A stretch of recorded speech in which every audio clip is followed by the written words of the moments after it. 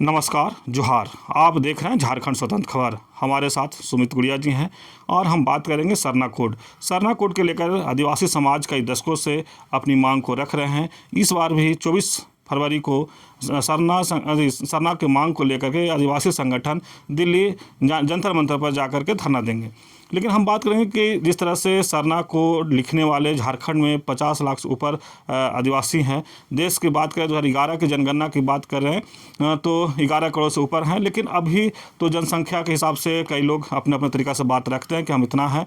तो लेकिन हम बात करें कि सरना कोड कई दशकों से मांग कर रहे हैं, तो लेकिन क्यों नहीं मिल रहा है, कौन चाहते हैं कि सरना कोड आदिवासियों को नहीं मिले, तमाम बात करेंगे हम सुमित गुड़िया जी से।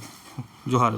जोहार और स्वतंत्र खबर के तमाम दर्शकों को भी मैं जोहार करता हूं। ये बताइए कि सरना कोड की मांग कई दशकों से आदिवासी समाज उठाते आ रहे हैं, लेकिन मिलता क्यों नहीं है? ये यार ऐसा कौन लोग हैं जो देना नहीं चाहते हैं, या सरना कोड जो मिलेगा तो उनको नुकसान हो जाएगा? देखिए, पूरे देश भर के आदिवासी 2011 की जनगणना में अपने सारे आंकड़ा को पार कर चुके हैं और जो भी नियम है उनको पूरा कर चुकी है। और बस अभी केंद्र के पाले में है कि आप वो क्या चाहते हैं। क्या इस देश के आदिवासी के विकास के नाम पर बड़े बड़े वादे करते हैं, बिरसा मुंडा की बात करते हैं, ना तो हमारे सरना कोड को हमें देना चाहते हैं और ना ही हमारे मुंडारी भाषा को। क्योंकि बिरसा मुंडा के नाम पर बड़े बड़े स्टेज में नाम तो लेते हैं, लेकिन काम पता नहीं उसके दिल में काम है या नाम में काम है। ये आज भी अंधेरे घरों में पड़ा हुआ है। लेकिन जो आदिवासी संगठन फिर एक बार दिल्ली जाएंगे, जंतर मंतर पर धरना देंगे, और आप लोग नौजवान हैं तो आप लोग भी उसमें जाएंगे और सहयोग करेंगे, सपोर्ट करेंगे? देखिए, ये लड़ाई एक अकेले व्यक्ति की नहीं है और ये इस लड़ाई में पूरे देश के आदिवासियों को एक मंच पर आना होगा। क्योंकि हम किसी भी संघर्ष को अगर हम साथ में संघर्ष नहीं करते हैं तो हमारी लड़ाई वो अधूरी रह जाती है। इसलिए बेशक हमें इन संघर्ष के साथ होना चाहिए और जब तक हम साथ में नहीं होंगे तो जो हमारी संघर्ष है सरना धर्म कोड की मांग है ये पूरी नहीं होगी। क्योंकि केंद्र में वर्तमान में बीजेपी की सरकार है, उनकी अपनी पावर है और जनगणना आयोग ने भी कहा है कि जो सरना 2011 में जो सरना लिखने वाले लोग हैं उनको अलग अलग ही काउंट किया गया और 49 लाख के करीब हैं। इसके तहत सरकार जब हिंदू धर्म के अंतर्गत 3 धर्मों को अलग से धर्म कोड दे सकता है, लेकिन देश के आदिवासी जो यहाँ के मूल मालिक है, प्रथम बासिंदा है, उनको देने में इतना डर क्यों सता रहा है, ये समझ से परे है। क्योंकि आदिवासी ना किसी धर्म के विरोध है और ना ही पूर्व में भी किसी धर्म के विरोध रहे हैं, लेकिन आज आदिवासी अपने पूरी ईमानदारी के साथ कहता है कि जो हमारी धार्मिक पहचान है वो हमें दे दो। हमारी लड़ाई आपसे भी नहीं है, जो हमारी लड़ाई है वो संवैधानिक लड़ाई है, जो आर्टिकल 25 के तहत जो हमें मौलिक अधिकार मिलना चाहिए, अपने धार्मिक स्वतंत्रता मिलनी चाहिए। आज हमारे धर्म के लोग अलग अलग धर्मों में जा रहा है, जिससे आज संवैधानिक संकट खड़ा हो रहा है। जो आदिवासी अलग धर्मों में चले जाते हैं तो ऑटोमेटिक हमारा जो धर्म है, जो हमारी व्यवस्था है वो कमज़ोर हो जाएगी। और कमज़ोर हो जाएगा तो क्या होगा, जब हम कन्वर्ट हो जाते हैं तो जो संवैधानिक मौलिक अधिकार 13(3) का में जो हमें कस्टमरी लॉ मिला है वो कस्टमरी लॉ ख़त्म हो जाएगा। जो CNT एक्ट है वो भी कमज़ोर हो जाएगा। क्योंकि Hindu marriage act 1855, Christian marriage act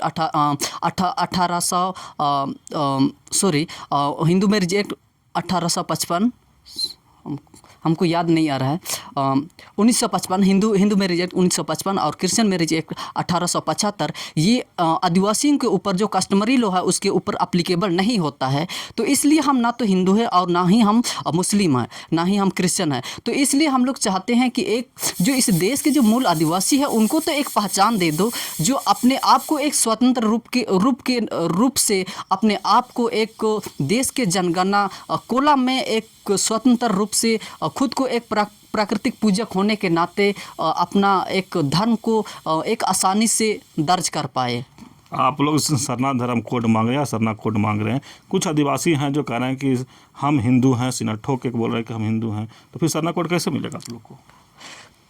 तो अगर हिंदू है तो बेशक उसको हिंदू होना चाहिए ना, उसके ऊपर हिंदू मैरिज एक्ट लागू होगा। जो हम नहीं मानते, जो हम अपनी परंपरा से संचालित होते हैं, तो ये हमारा अपना कस्टमरी लॉ है, हम अपना कस्टमरी लॉ के तहत हम चलेंगे। अगर हिंदू धर्म को स्वीकार करते हैं, क्रिश्चियन धर्म को स्वीकार करते, बेशक है, उसकी अपनी आज़ादी है। मोहन भागवत ही बोले कि आदिवासी हिंदू है। ये मोहन भागवत का तो उसकी अपनी राजनीतिक एजेंडा हमेशा चलती रहती है, और ये इन लोगों की अपनी जब चाहे कुछ भी बोल देते हैं, लेकिन हम किसी को नहीं थोप जाते। क्या मोहन भागवत जी बोलेंगे कि बकरा को बकरी बोलेंगे? तो हम कैसे स्वीकार कर पाएंगे कि मोहन भागवत जी, आप किसी को ज़बरदस्ती आप थोप नहीं सकते हैं। क्या आप आज अभी कुंभ चल रहा है, क्या हमको कुंभ में बुलाएगा?